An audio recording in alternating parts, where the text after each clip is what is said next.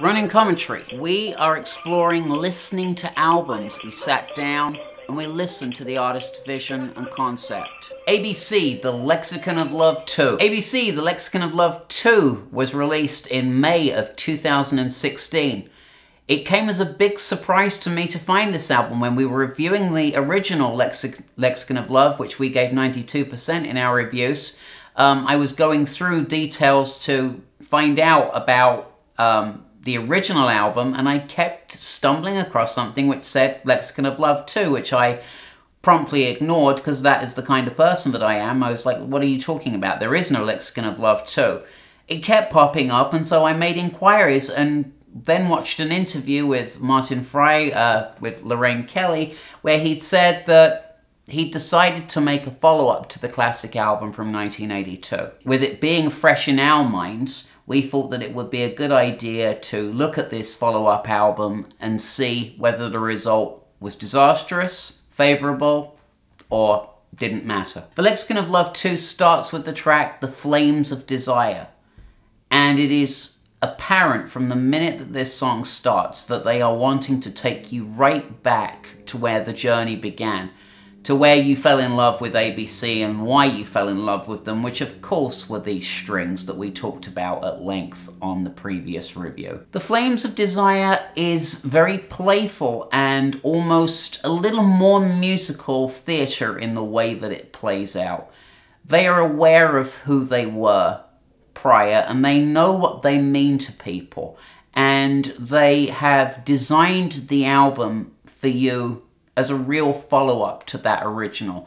Had they made this record back in 1983 or 1984, I believe there's a very good shot that they would have struck gold again. I think that the formula really worked for them. How do we feel about hearing something 34 years later as a follow-up? You know, I was and continue to be slightly taken aback by the idea. I thought it was a very brave idea, and I really was quite worried that this could have gone in the wrong direction. Martine Frei is in fine voice, fine humour, and fine lyrics. He really is inspired on this record. I was expecting him to fall flat on his face. All the way through, with all of these different tracks, I'm waiting for the thing to take that nosedive, for it to stop being relevant, for it to stop being in keeping with who ABC were at their best. Doesn't happen. Viva Love comes on. He is in his element. He loves being Martine Frei from ABC. He loves the place that he's carved in history, and he wants to do it all over again.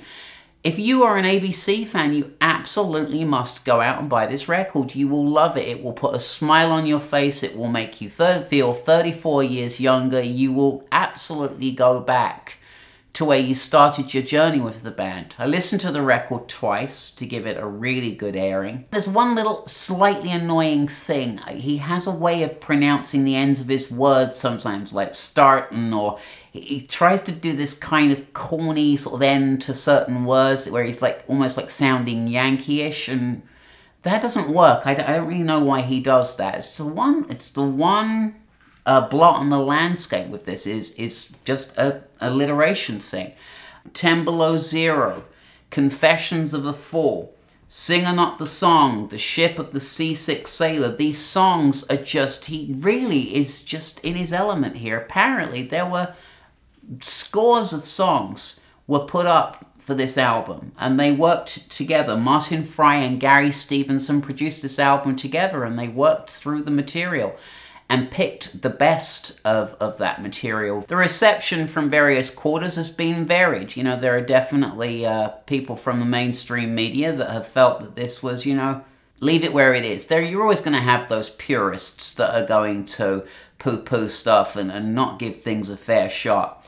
I cannot say the same about this. I was absolutely delighted all the way through this album at its spirit, at Martine Frei just saying, I am absolutely still that same person that I was. I stand by that person who I was.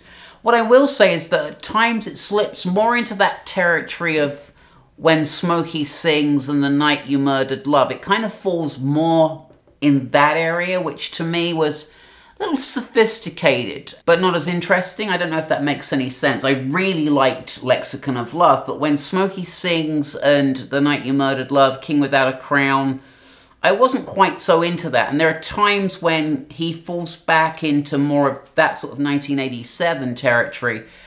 I don't dislike it, but I really like when they are able to pull it back to the vitality of the first album.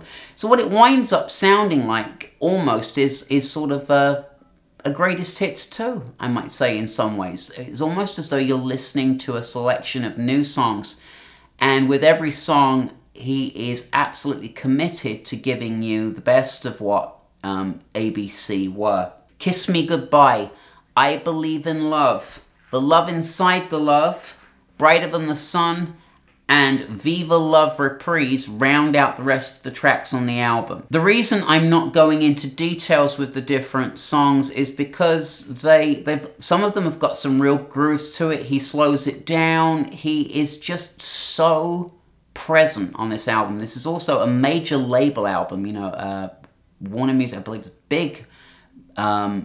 Two big record labels involved with this record. So money was clearly spent on it. This sleeve is kind of they're facing outward now as opposed to facing each other.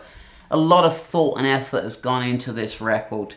The review is just a sort of a brief synopsis of this record, and we just wanted to take our hats off to the Lexicon of Love II and just give it a message on our show, and also just be able to talk about an album that at least had been released recently that was a throwback to some of the passions of myself and other people who watch the reviews. In final summation of the album, the Lexicon of Love II, I will award the album 88%.